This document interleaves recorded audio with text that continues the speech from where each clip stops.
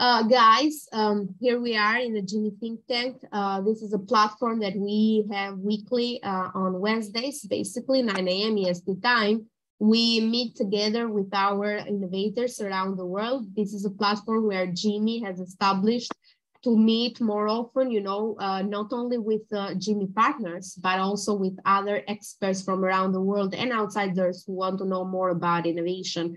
We always talk either about an innovation trend or an innovation state of the country, about innovation management techniques and tools, about how GIMI, is democratizing innovation around the world and what our partners are doing in terms of introducing new programs, accelerating SMEs, creating standards in government and corporates, or doing like action projects with universities and students and certifying them. Today we have Dan Dodson.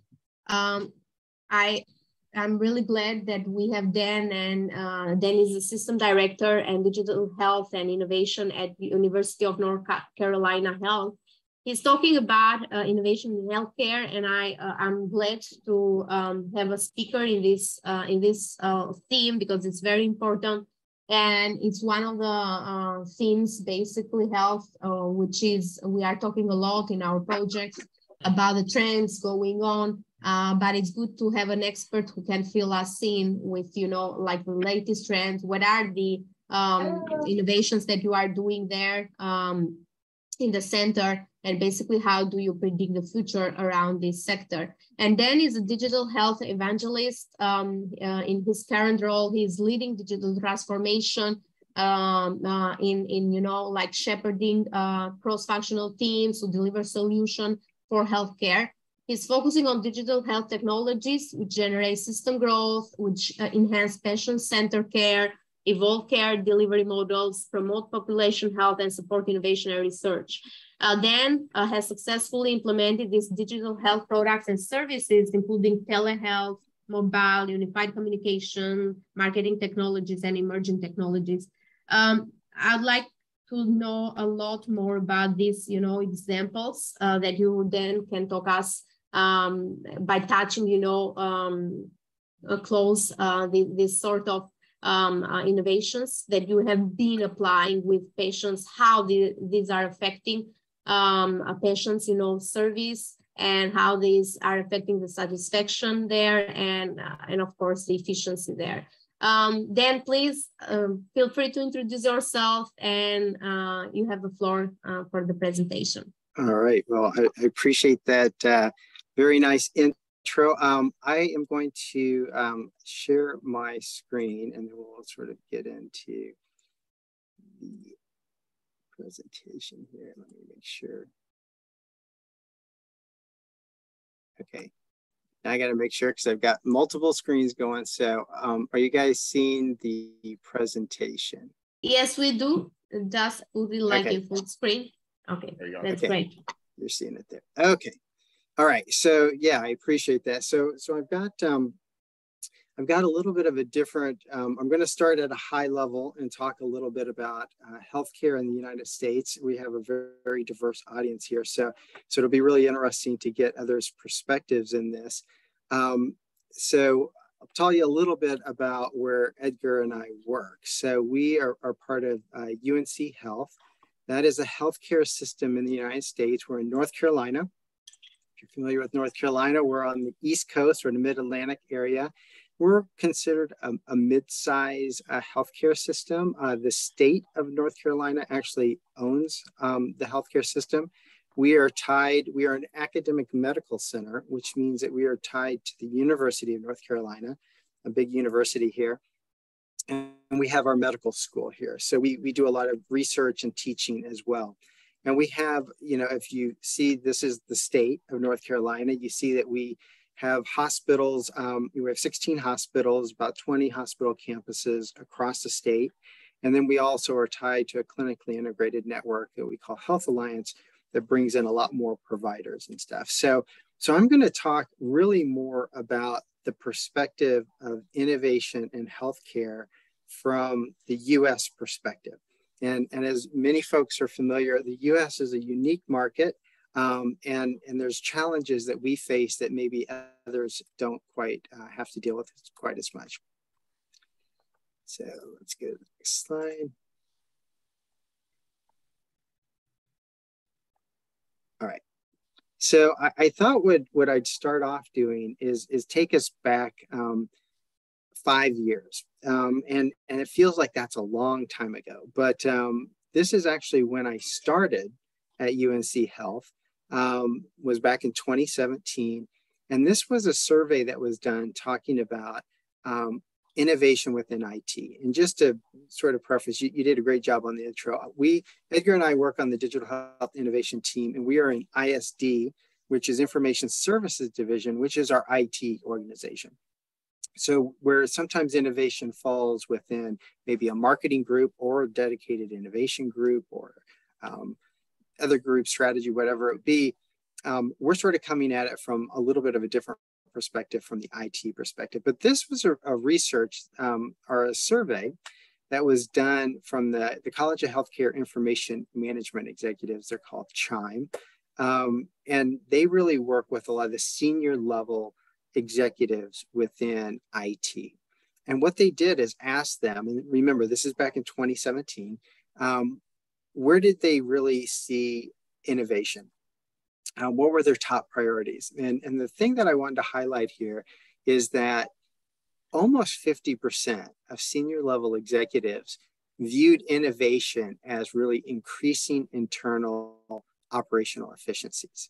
You see the next one there is enhancing the consumer and patient experience. But from that perspective, back in 2017, most folks thought, hey, innovation is great, but it's really how do we do what we do today better?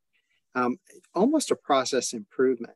And then when they ask them really, who is your partner? Who do you really find your most strategic partnerships? The majority, or the highest grouping there, was really saying their EHR vendor. And EHR is an electronic health record.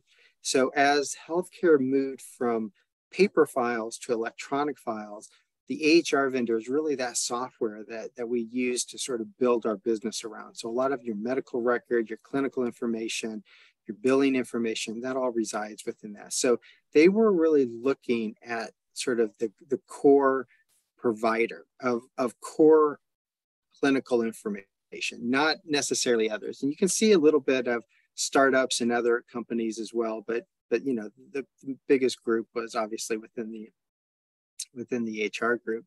And then the last one was really what were the barriers, and anybody in innovation, this is pretty applicable across industries. I think this is still probably relevant today, but other priorities are more important. Resources, funding, mind share from executives. So sometimes innovation just doesn't get the same attention that other things do. And I know that when we work on projects, sometimes as we bring new ideas into the organization, it could compete against bringing on a new hospital or bringing on a new infusion center or a big medical piece of equipment. And sometimes it's hard to sort of compare. It's a little bit of a apples to oranges comparison. But so this was 2017. So you can see that the mindset was really innovation was all about how do we do things better. So now we're going to jump up to 2022, almost 2023, and we live in a much different world. So in this world now, all of a sudden, we're dealing with a lot of macro environment type of issues. We've got rising costs. Inflation is a big factor. Our labor costs are more, our drug costs, our supply chain, we've had issues. And what that's doing is really putting a lot of pressure on the healthcare system's margins. And so that we don't have huge margins to begin with. And now as you start layering on these additional costs, that really squeezes us even more so. We also have challenges just with our workforce. So we've had over the last 2.5 years with the pandemic, we've had a lot of provider burnout. We've had a lot of stress.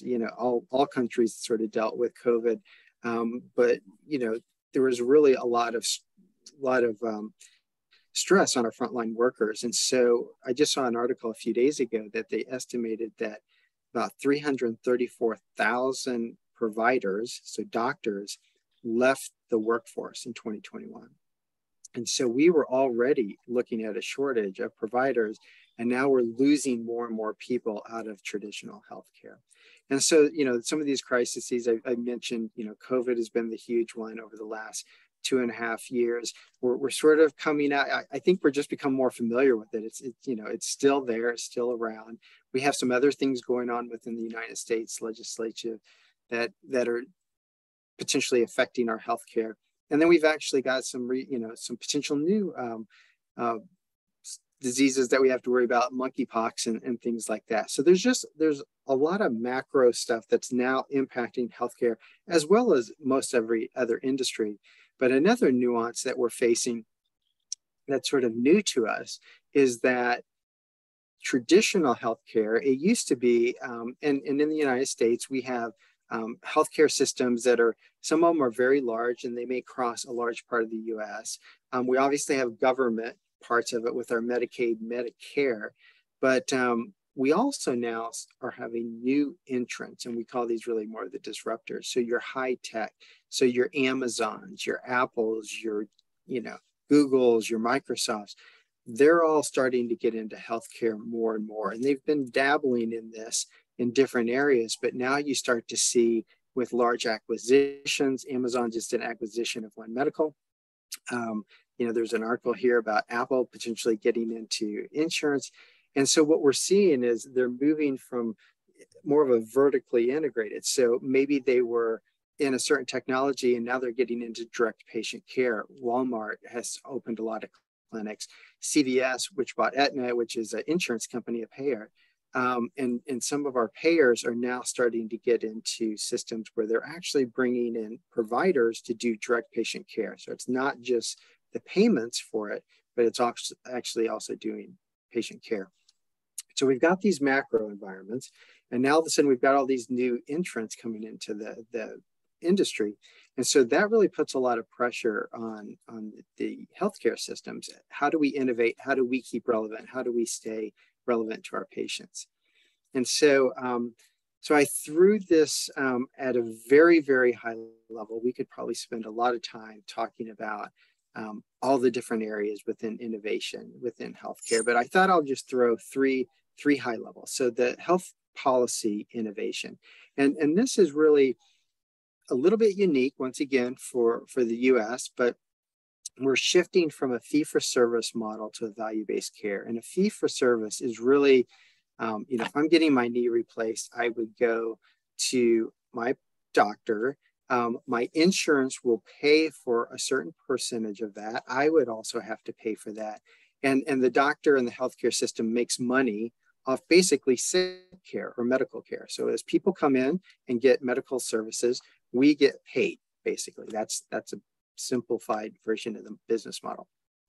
Value-based care is really what I would consider healthcare, where it's trying to keep people out of the hospital. So how can I do therapy? How can I do different things that prevent disease states getting out of control, that require higher cost services? So as we start to migrate, and it's starting to gain more traction, but we're still, the majority is still that fee for service. And that can impact innovation within the US because it's still based upon the payment models, and that sort of drives a lot of things.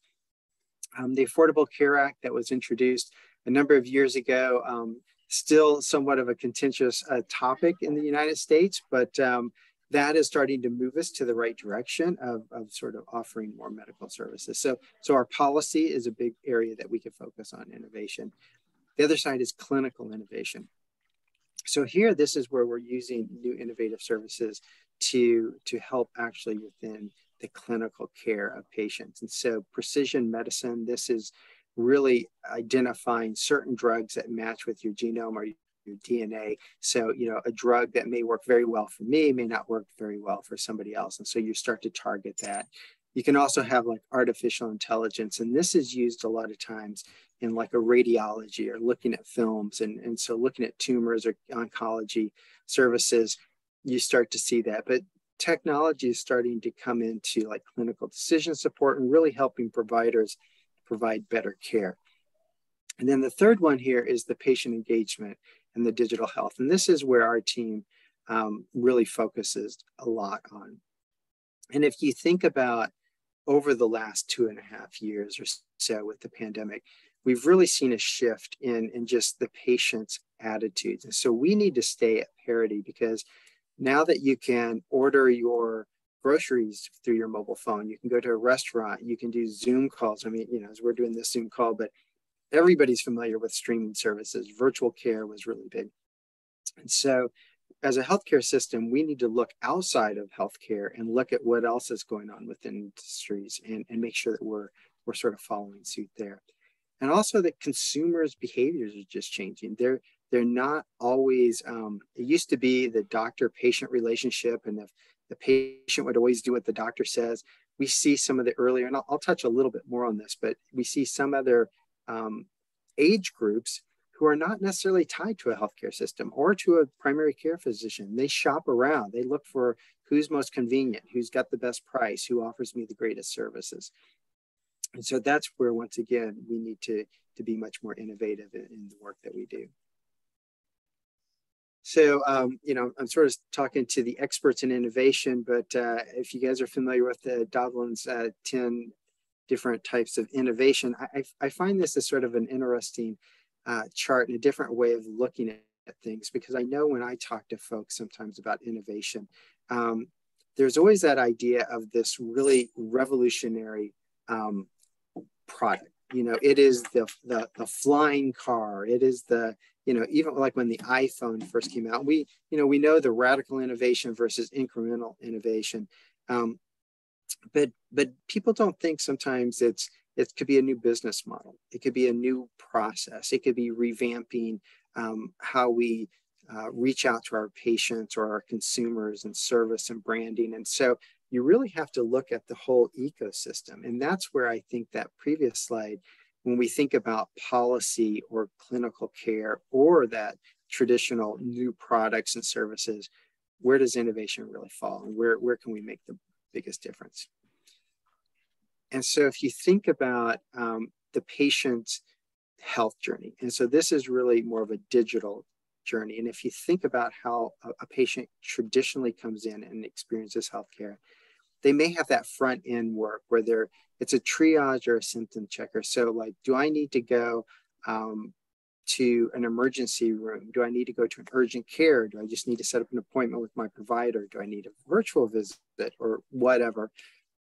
That's something that, they can do through these digital front doors, web or mobile, a provider search. So you want to be able to find a provider that matches what you're looking for. And so just trying to educate folks on that.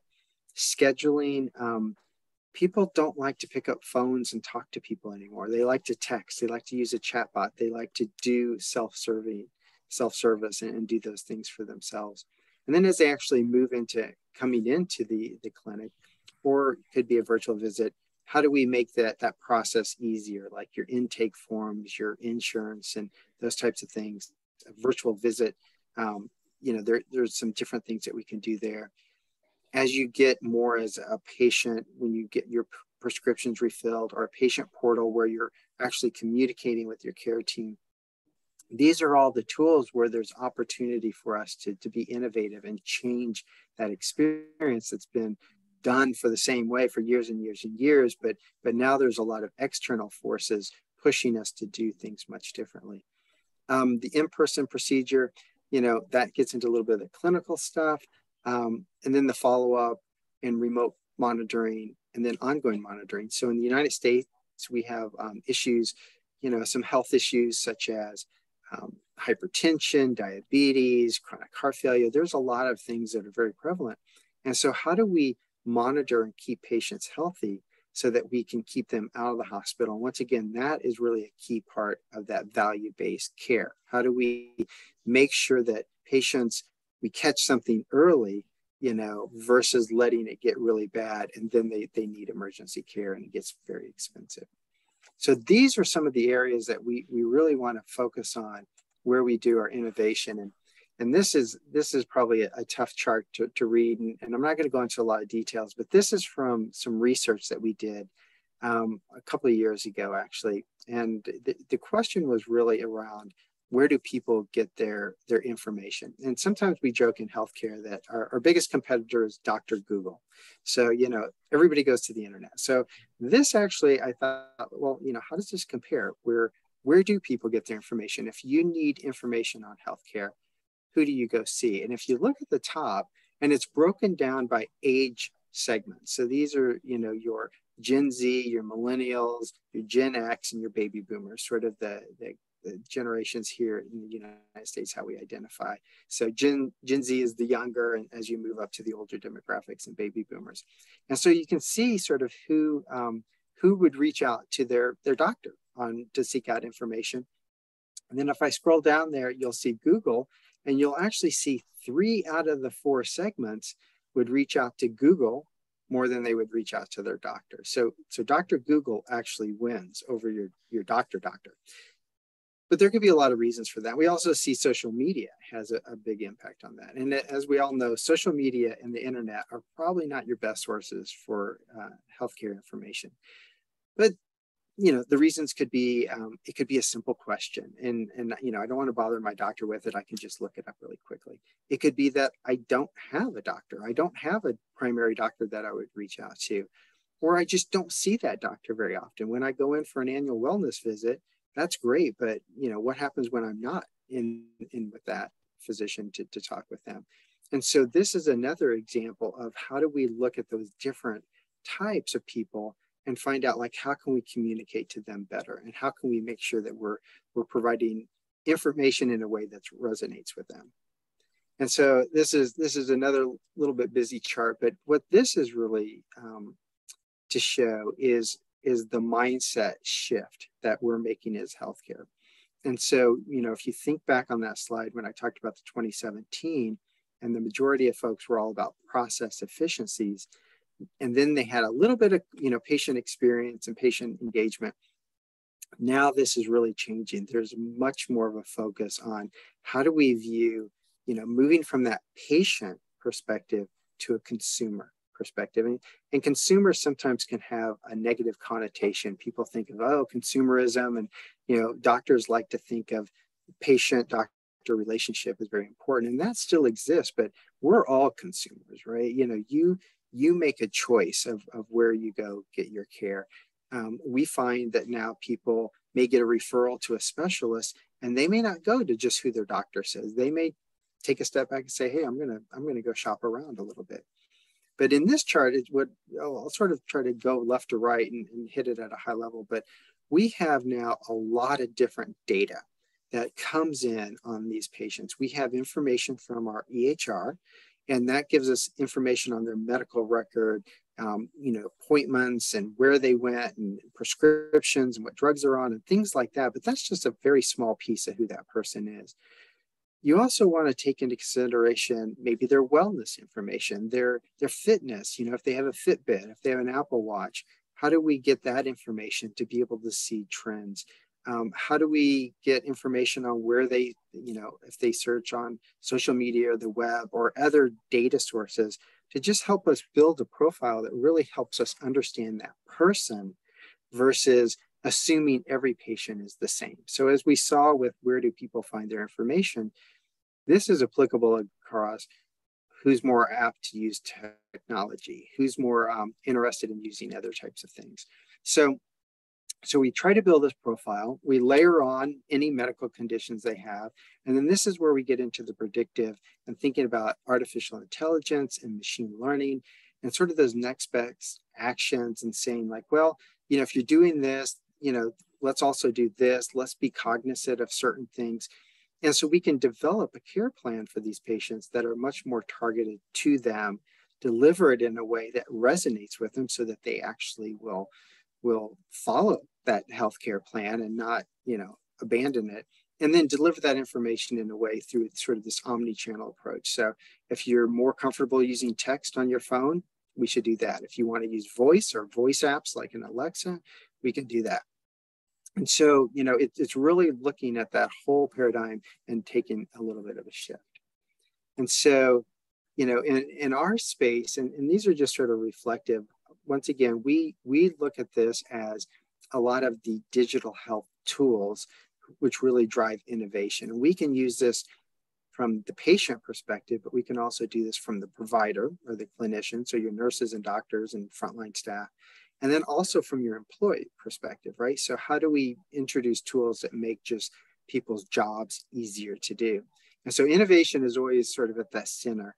And then the things around it are just some of the bigger ticket items that we work with: telehealth, mobile, AI, Internet of Things, those types of stuff. But then around the outside are really those pain points. Those are the areas of, when we look at clinical decision support or processes or patient engagement or different things, this is where we look at our tools as a portfolio, and we find the right tool for the right use case and make sure that we're really introducing something for that patient or that provider or that employee that resonates with them. And so we've got a process that we've put together, and it's really more of a framework. And because we are in the IT organization, we sort of go through the whole product life cycle. And so on the left-hand side in green is really that innovation area, but that falls into strategy, your ideation. So where do we get the ideas? How do you rank those ideas? And this has been an area that's somewhat tough to master, because you do get very diverse ideas, and sometimes it's hard to compare. Well, is this a better idea or that? And so what we try to do is marry that up to business needs. There's also a financial impact, right? If we find out that, hey, this is a great idea, but it costs 10 times more than another product, you really have to start to weigh the benefit versus the cost. And then we try to rank those based upon budget, priorities, business needs, bringing in information from stakeholders. And sometimes we look from inside where we get information. Sometimes it's based upon what's happening in the industry, and sometimes it's what's happening outside of the industry. Where do we see things happening that can be applicable in healthcare that maybe not traditionally part of healthcare? And then as we move into the middle part, this is really more of your product development. And this is where we create that sub-team of internal experts. We define those product requirements. We go through the tech and security review, the contracting, sort of that nuts and bolts of moving things through that process to actually build this out. And then as we get closer to rolling it out, then we really look at a proof of concept or a trial, or how do you introduce this to the workforce? Do you do a big bang and just give it across the enterprise? Dropping it to 16 hospitals is challenging sometimes, so you want to roll it out. And then how do you evolve it? So once it's out there, sometimes there's a clear handoff where we hand it off to another team, and then they sort of manage it going forward. And in other cases, we continue to manage it. And so it becomes sort of part of our product portfolio. And we're always looking at synergies between these products. And I have another example there, but I know I'm almost at 25 minutes here. So if it comes up, I can talk about a specific example where we sort of married up a couple of different platforms together to introduce a unique experience for our patients. But I think that was the last slide. Thank you, Dan. It was straight to the point and straightforward, and very nice presentation. If you want, you can stop sharing so we can get connected to the people, see each other's faces, so we can ask questions. Okay, that's great. I don't know who wants to start, maybe Ron, if you want to ask some questions, and then I'll give the word to Einstein and Paul then. Okay, thank you, Arila. Hi, thank you for the presentation. Oh, sorry, is it Ronald first? Yeah, it's Ron first, and then sorry. Okay, sorry. No worries, Sorry. no worries. No problem. Great presentation, Don. Certainly the healthcare industry and the larger healthcare ecosystem has taken the lead in a lot of the digital transformation initiatives and innovation initiatives in general, as you've been, particularly in the US, battered by things happening way beyond your control. My question, if you could share with the audience maybe, is the challenge I think that is universal across geographies is acceleration. It used to be that we were able to do things In fact, it used to be that we were doing things too fast. The market wasn't ready for us. And then it became, we can do it just about on time. Now, things are moving so fast in many cases and in such uncertain areas that we seem to again be stuck with moving too slowly to catch up with everything that's happening. What have you done at UNC, and what do you see as the challenges associated with accelerating this process, accelerating the engagement and alignment of different stakeholders, et cetera, to make this all real? Yeah, right. Yeah, it's a good point. So yeah, it's interesting because COVID, obviously, pandemics are bad things. So, we're not, we hope we don't go through something similar to that. From a digital health perspective, that moved us along probably 5 to 10 years, right? So the silver lining for us is virtual visits and mobile and a lot of these different services really accelerated. And it was interesting because in the early days, you think back in March 2020-ish, when things were first coming out, we were told like, well, we need to get this done. We need to do things. And we were able to stand up products and services in a matter of weeks, which would have taken months because everybody was focused. That goes back to that 2017. Mindshare, people, money, right? And those, when you get those three aligned, you can go super fast. The challenges we have though, is that because COVID was so prevalent and we went through trying to manage COVID, then we went through vaccine rollouts and we're sort of going through that cycle that it just became so focused that everything was COVID related, and it was hard to introduce other things because, that just sort of took the majority of mind share. And now we've sort of moved out of COVID, but we're feeling the effects of it. And so the economic effects are sort of slowing things down because healthcare systems have to really evaluate, okay, is this something that we want to invest X dollars in? And so there's a little bit of a cautious where there was a little bit, it doesn't matter how much it costs, we have to do it and we can move things along. Now that's starting to be revisited. And so I think the healthcare systems who are more proactive and who, it's the old adage of like when the stock market goes down, that's the time to buy, right? And, so it's sort of the same mindset. It's like when you're in these challenges, is that when you should really double down and really try to push innovation and try to change business? Or do you fall back in a much more conservative? And we balance between that. So we're constantly trying to push things forward, but we also are held to the same constraints other folks are. Like when they said your budget got slashed by 50%, then my budget got slashed by 50% or whatever it is, right? So so it's a balancing act. I don't know if I have a specific clear answer because it's a case by case. There are certain things that we've already implemented, and sort of there's a focus on how do we ensure we're maximizing the value of that. Instead of going out and getting the next new shiny bauble that's sort of unproven, let's really focus on what we've got, some of these platforms that we've built out over the last 5-6 years, and try to, this is the incremental innovation, but you can get a lot of value of that. And you're not putting a huge investment in that in many cases. Thank you. Well, let's move on to other people so other people can get it. I'm sure other people have questions. I think Einstein, it's your turn, and then we go to Paul. Yeah, thank you. Apologize for a while ago. What struck me on your presentation was the movement from the patients to consumer. I know it varies from country to country, but I think where I get what you're getting at, it's more of being a proactive on your awareness to your own healthcare rather than a curative one. That's my first question. The second question, the more advanced technologies are 3D printing, AI, and all that, how will you be addressing the inequality for those unable to access quality healthcare? Yeah. But great presentation, Tim, definitely. Yeah. So that shift from sort of a patient to consumer is critical. Just and that's a little bit of the mindset of some of the healthcare providers. It's just, it used to be, you build a hospital, people would come to the hospital, you know, and it was, or the doctor's office or whatever. And doctors would, you know, tell the patient what they need to do, and the patient would follow it. You know, it was just sort of that old school mindset.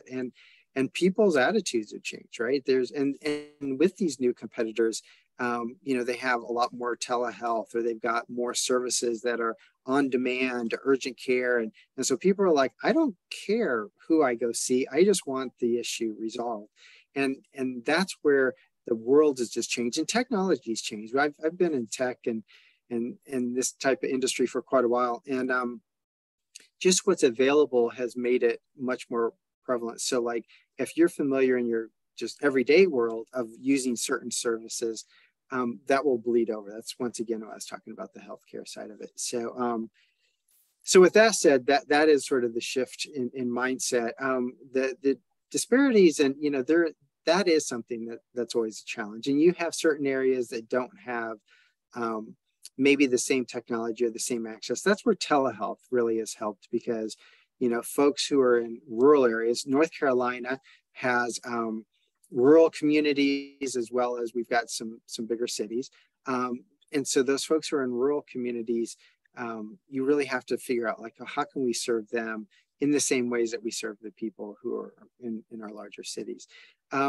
What we have found, though, is like mobile phones are somewhat ubiquitous anymore. It used to be, oh, well, people don't have mobile phones, or it's a certain demographic because they're expensive. But what we found is across all socioeconomics, people are using their mobile phone as sort of their internet access. So they may not have broadband or internet at their house or wherever they reside, but they may have a phone.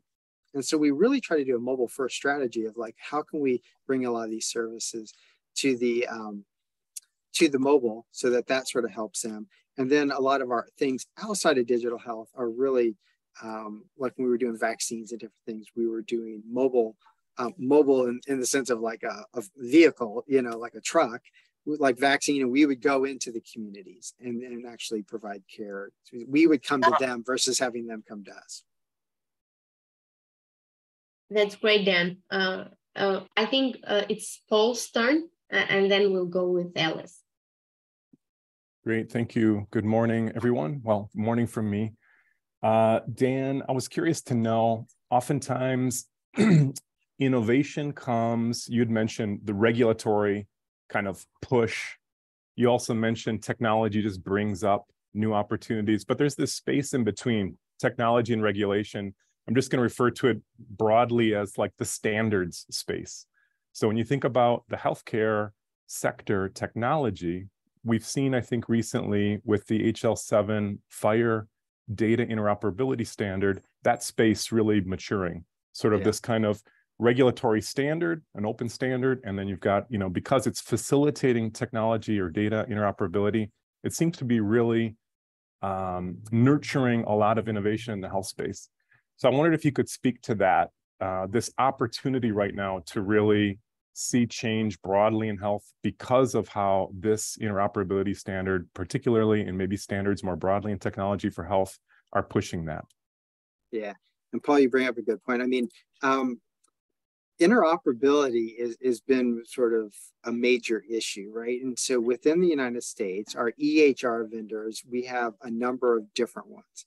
And so Epic, Cerner, Allscripts, Meditech, there's a few of them. Obviously, there's a push to make them much more interoperable. There's, you know, this reminds me of way back in the day of like AOL walled garden versus, you know, open it up, or Apple and Microsoft, right? You know, when you have control everything, de facto standards versus real open standards. And so, as you mentioned with HL7 and Fire and different technologies, so those are underlying, those are sort of the core protocols that we use within healthcare. But the interesting part is, you know, really it's become more of an API world, right? And so that we're sort of a healthcare, so we're trying to move to where it's not always just healthcare interoperability, but how do I tie into other services from a marketing technologies, a web or a CRM or different things like that don't necessarily rely on HL7, but rely on different forms of communication. So that, and there is a little bit of a push. They sort of made that mistake back in the early days in the HITECH Act back in 2010, when we were introducing, and we had so CMS, our Center of Managed Services, our Medicare, they had a checkbox, meaningful use, and there were certain things that you had to do in order to sort of get funding for that. And they should have put interoperability sort of back then, because what happened is, these guys built their systems very insular, and now we're sort of paying the price, and we're trying to go backwards into it and make it interoperable. But there is much more push on that, and that's where the regulatory, and it's always the balance of how much do you force, and even when you try to force, do they comply? Because they can say they're compliant, but then they implement it slightly different, and it still doesn't work as smoothly as it's not a plug and play in many cases. But yeah, that's something that we work with a lot. And luckily, we're in our healthcare system, we're an Epic shop. So that's one of the EHR vendors. And we're on the same instance across all of our hospitals. So we don't have to, that's the problem when you get these really big healthcare systems, and part of them are on one EHR and some of them are on another EHR, and you can't make them really talk that well together from a system perspective. So at least we don't deal with that issue. Okay, I hope, Paul, it responded to your question. Alice, it's your turn. Thank you, Dan. Thank you for the presentation. I was also going to ask the interoperability, but Paul asked the questions already. So my question is, could you help us understand a little bit more about the adoptions of digital health, specifically at the patient level, within the hospital staff, as well as the reimbursement payers, right? This is new technology. You have the UNC as the kind of the network, but I'm sure there's going to be folks who are just not following the protocols. Yeah, I mean, it is. That. Yeah, and so Alice, we see, the biggest use case everybody talks about are virtual visits, right? Moving, and as we started with COVID, everybody, wouldn't go into the office. So, we went from 100 visits a day to thousands of, it's like the percentage you guys, I'm sure anybody who's looked at healthcare across the world has seen this just incredible growth. And now that we've sort of moved past those early days, we've seen that drop off. And some folks are going like, oh, it's over and people aren't going to use it. But if you look pre-pandemic versus now, it's still like a 400% increase. It's just they look at that high watermark, which was a little bit different. It wasn't necessarily that everybody chose it. It was they were forced into it, right? Because you couldn't, we were sort of shut down in many cases. So that's an example of where we still see high adoption. We see our providers, are much more in tune to that type of technology. They like telehealth. Telehealth is great in certain service lines, even more so. Obviously, there are some things you need to come into the office and, they need to check things out. But behavioral health, mental wellness, some bundle payments, if it's a follow-up or something, telehealth works great. But you mentioned like the payer and stuff, and that was, when we first started telehealth, we found that we didn't get a huge adoption because CMS wasn't paying at parity for an in-person visit versus a telehealth visit. During the pandemic, they waived that. And so what we saw with a lot of the services is the government, even though we're not socialized and we don't have universal health care, still has a big, driver. And we call them the commercial payers. Your other insurance companies will follow suit many times.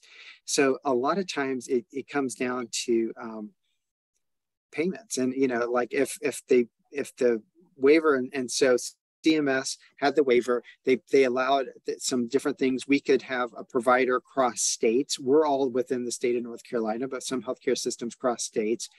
In the US, you have to be from the same state that you're treating your patient, which gets a little more challenging.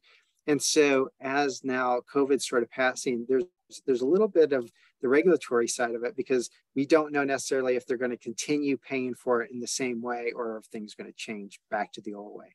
And that will drive adoption.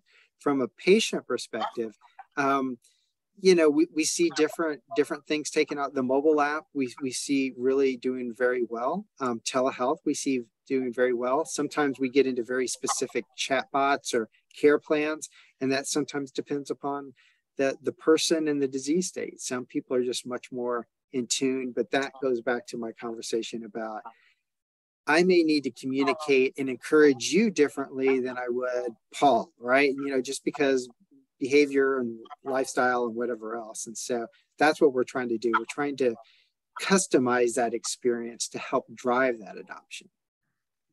Thank you. That's great, Dan. Then I have a question. Like from what we see right now from the trends, right? We see that will be a shift, you know, of the profession of the doctor. Maybe like robots are going to replace. There are apps right now diagnosing, you know, what is your disease. And on the other hand, there are machines right now, which is like close to the concept we call proximity, that you can put the formula in and it can produce like tablets of Tylenol or whatever is the type of medicine, which is going to what we call people can take care of themselves without going to the doctor, basically. So how do you see first shifting of the profession of the doctor? How close do you see this in the future? And how do you feel prepared as a center or all the centers like yours? How prepared do you feel, you know, to capture this trend?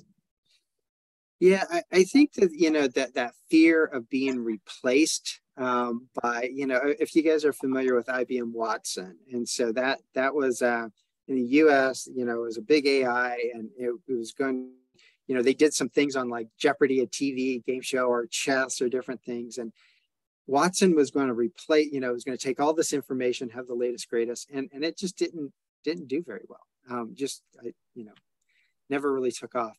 I don't think that robots or machines or whatever will replace providers. What they'll do is clinical decision support. It'll bring in that information and it will help guide them because there's so much information coming in for these providers to keep up on with new drugs, new processes.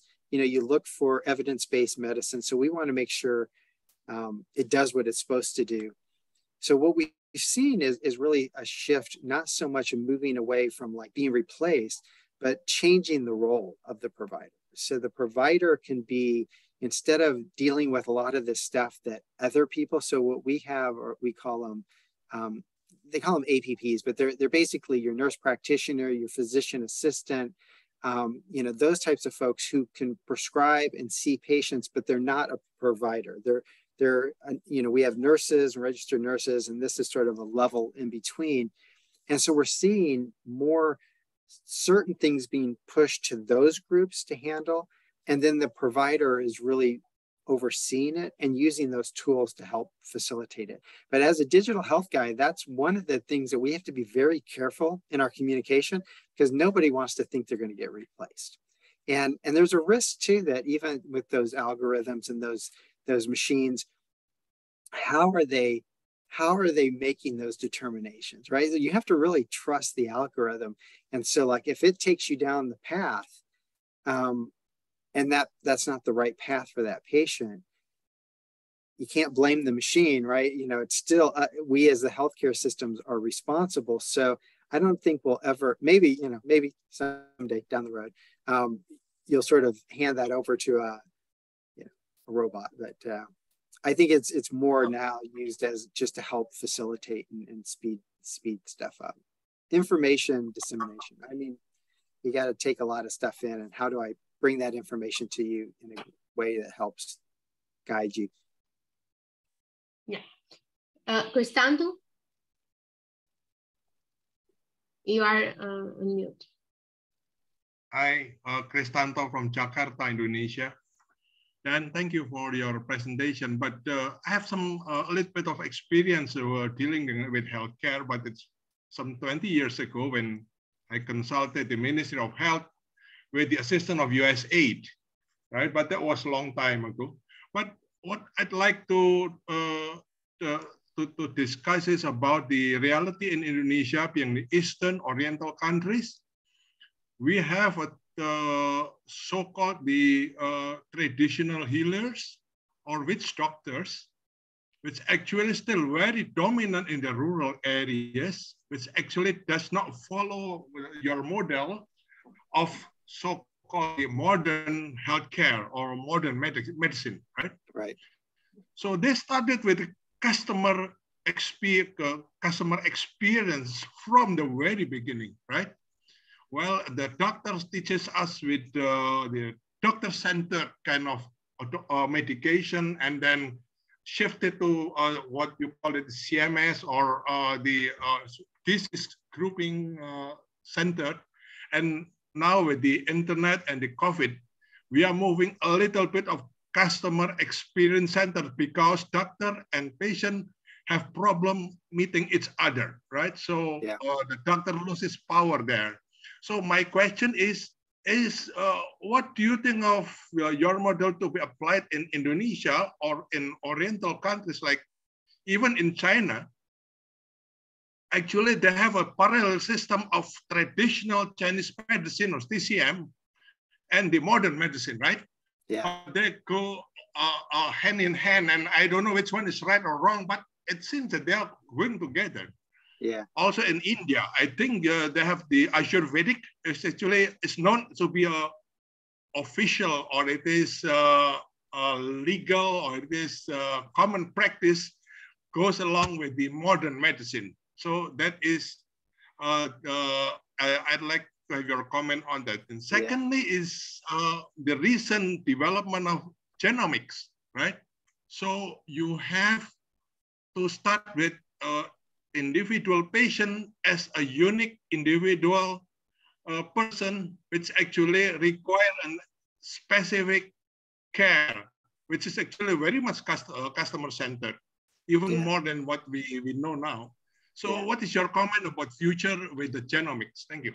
Yeah. So so the first part of that, and we went through a process where we did a segmentation analysis, looking at our patients, and we sort of broke them into 5 different buckets. And one of those buckets is, we call them that sort of fall into the holistic, and those were the folks who were more into non-traditional Western medicine, right? So Eastern medicine, but even just you think about meditation and yoga and chiropractic, and like different things that are outside of traditional medicine, and how do we sort of work with that? And that's always been, because in the US, and I think a lot of providers across the world, they're very trained in what they do, and someone becomes specialists, and so they know, if I'm an endocrinologist, or I'm a rheumatologist, or I'm whatever, I know that disease state, and so I sort of focus on what I know. And then you introduce these things that are outside of sort of what they were trained on, and so how do you marry that up? And I think that's what we're trying to do as a healthcare. I mean, there are that's one element of it. We also have what we call social determinants of health, which is really like, where do you live? What access to food, and transportation, and things that impact your health but aren't directly health related. And so that's, once again, when we talk about that patient profile, it helps us to understand, maybe you do have some different beliefs. Maybe your religious beliefs dictate certain things. Maybe your culture or whatever have certain things. And so how do we incorporate that? And US is, we are the melting pot, right? So we have people from all sorts of different parts of the world, different cultures, different mindsets. And so as a healthcare system, we have to understand that. And we sort of talked about the diversity or the underserved. But so there's socioeconomic, there's these other elements. Once again, there's not a standard patient, right? So that's sort of something that we'll always try to do better on, and customize that. Your second part with the genome, and I mean that sort of ties into that precision medicine, right? And if you think about what it used to cost, I think when they first did the first, DNA test, it was like, took forever, and it cost millions of dollars. And now you can go buy a kit for $100 and spit in a tube, and you can find all sorts of things out about yourself. So the cost and the economics have changed that. And so, we're starting to do things where they do panels to understand that breaking it down to understand from a DNA perspective what works well, and then even how to make sure what medicine works better. That's still fairly niche. That hasn't become so mainstream, but I think that is going to become more and more common. It's great. I have like a last question, maybe from my side. Then it kind of caught my attention what you were saying, like that people are more and more increasingly, asking Dr. Google rather than their own, doctor, and that's true. And it's kind of from a patient experience. Basically, everybody right now with the minimum symptom, they are asking Google, and kind of it leads to information which is you kind of have a severe disease or you are going to die. So you get like the distorted information. And that is causing, in my perspective, like lots of anxiety, and even depression to many people from this kind of lots of information, which might be the wrong information, basically. I know that there are other platforms that you can, which are medical ones and professional ones that you can go and consult. But for a reason or another, those are not very popular, right? So my question is, what are you doing maybe as a center in order to provide, the right information or like engine, for people, which could be popular and can orient people to the right information?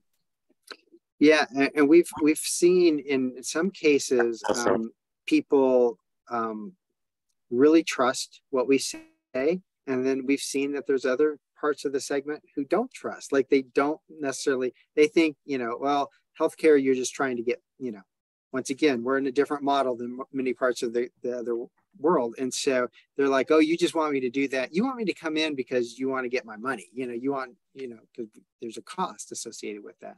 So, so part of that is providing that information.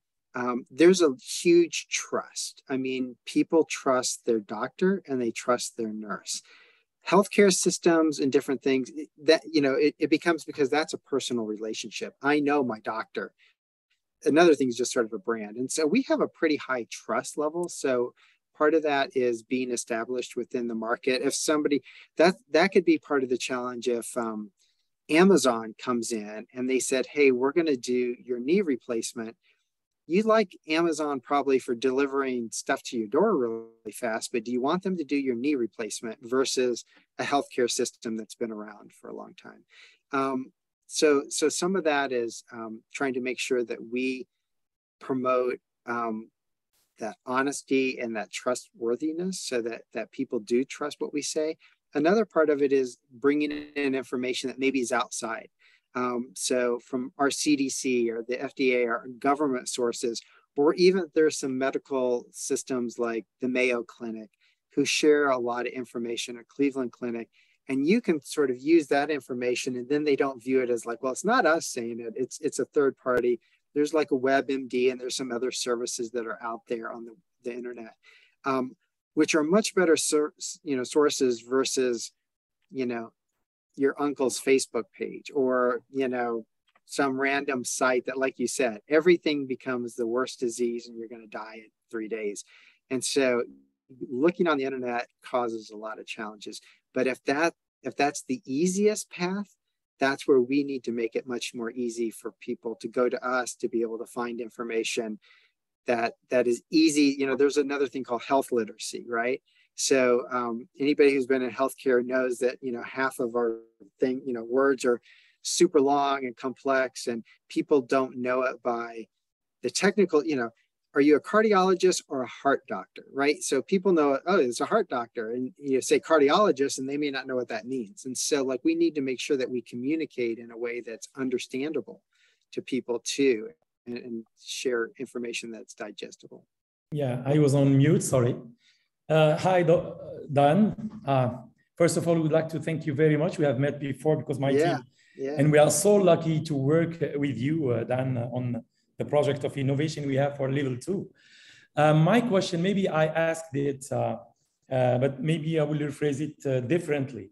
It is about what I've heard about the pandemic and the acceleration you've had we know that a lot of prediction that there will be more and more pandemic in the future because of a lot of external reasons. So is this helping you to create this sense of urgency to move forward? And what is the future? What are you working on, and how do you deal with that? Do you integrate those kind of prediction to move faster, or how this is going on around you and to help you to innovate? Thank you. Yeah.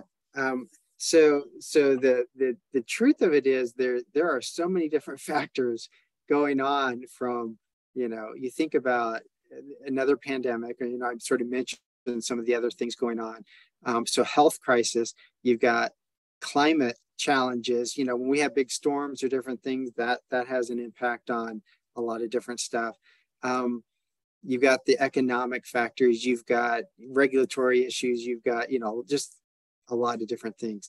And the truth of it is, that's where I was saying, showing in that framework and on that front end of it, a lot of times we'll look at the innovation ideas and we'll try to marry that across either our strategy or business goals or, internal funding, right? Just like if they gave me, $1 billion and said, hey, Dan, go do what you want, then I would go explore a lot of different things, but they don't. And so I've got to really pick my battle. And so I feel like our executives, it's just unfortunate. This is just sort of the world in many ways, right? Where people, what's right in front of you is the most important thing. Today, that's the economic impacts. So the idea of another pandemic is like in the back of people's minds, but we've gone through it once. And so we sort of, we're a lot smarter than we were. Like when we first started, we had issues with our PPE, our equipment, we had supply chain, getting drugs out. And nobody, to be fair, nobody really knew COVID, of like what exactly was going on. So we're much smarter. Hopefully we've learned that lesson. Hopefully we don't go through another thing like that. But it's always those priorities, right? And like right now it's economic. And if all of a sudden monkeypox were really to take off, or another thing were to take off, all of a sudden everybody would shift and we would focus on that. So it's part of our planning, but it, if I spent my time just focused on something 5 years potentially out, I would miss a lot of stuff that needs to happen today. So our window, like it used to be innovation, 3 to 5 years out, you think way out. Now it's 6 to 9 months out. Like I'm looking at a much shorter window than I used to. List what you see as the top 3 challenges, innovation challenges you feel you need to be really focused on over the next year or two, and how those are different from 2 or 3 years ago. So what's different and what's really urgent for you to focus on? And you've alluded to some of them, but I think everybody would really like to know what your top 3 or 4 are.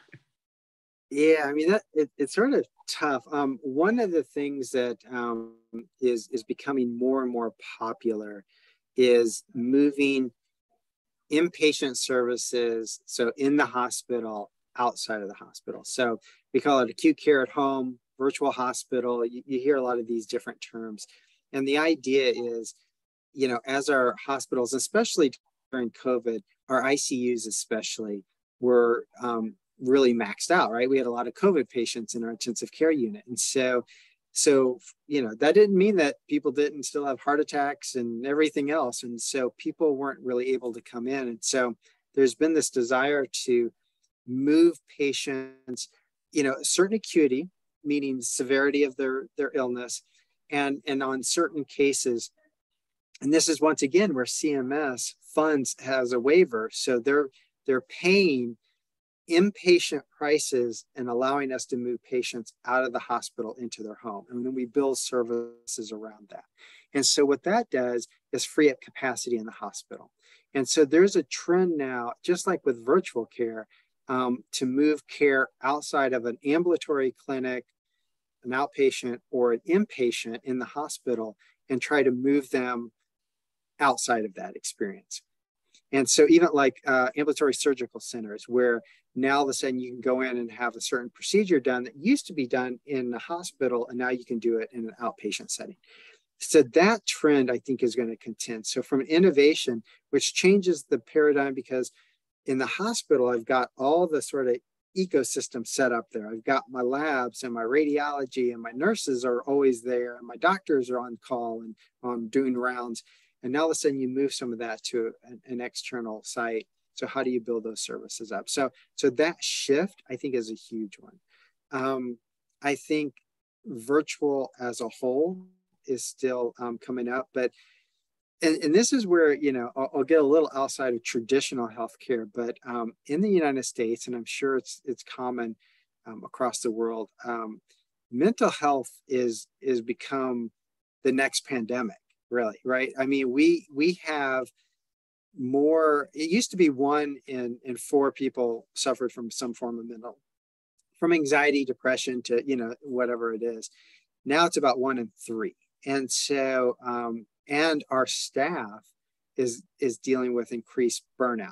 And so like they're under a lot of stress. Like I said, we had a lot of providers. I mean, you think about, you know, I went through undergrad, I went to medical school, I did my residency, I did you know, I've done 12 years, 15 years of school. I finally became a doctor, and I got to the point where I'm like, I'm done with it. And I walk away from it.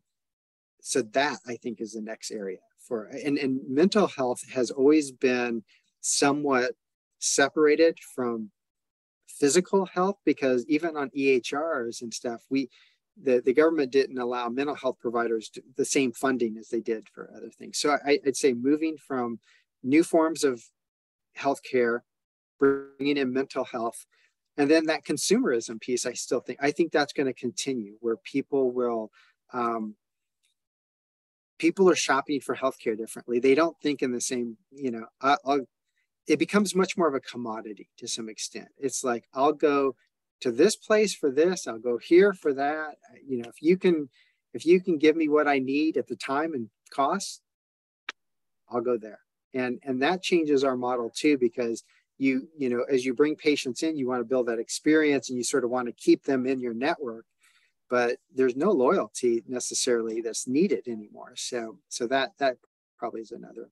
And those all have changed. You know, if you go back to 2017, right? You know, that's, like I said, I've been with UNC Health for about 5 or 6 years, and none of those were really the big concerns. I mean, it was really about innovation being focused on process improvement. And now all of a sudden it's like, we don't even think about that anymore. We're like, throw out whatever we did. Now it's got to be something totally new. And so that, and change is always hard. You know, innovation, you guys all know this, right? That's behavior, like attitudinal challenges are the biggest challenge versus technology or funding or, you know, getting people to change from what they're used to is probably the biggest thing. Okay, thank you, Dan. I don't know if you hear me, guys. Do you hear me well? You're good. Okay, that's great. Thank you, Dan. I don't know if you have any last word or remark that you want to leave as a message for all the innovators that are listening to us right now, or to all of us who are in the room, like regarding the next trends that we need to watch out. And then we will end up like the broadcast, and we'll return to the informal, basically, meeting. Yeah, I think we've touched on everything. I mean, I appreciate the opportunity to chat with you. You know, I'm working with Edgar and the team, you know, as we're sort of thinking about different ways. And, you know, one of the things that always helps us is how do we bring some of these new innovation learnings, right? Because even in the world that I work in, you know, I deal in this space, but I'm not always up to date on the latest, greatest, and what's the best, just like in healthcare, right? You know, there's new processes and tools and models. And so how do we sort of take that information and be able to ingest that in an easy way, right? So that it's not overwhelming for teams. But I think that's maybe what the team and I will look at some of that stuff, but always interested to hear what works well in other industries as well as what works in healthcare. Thank you very much, Dan. Very impressive and very insightful presentation, and all the Q&A I think helped us, you know, clarify more around these trends and applications in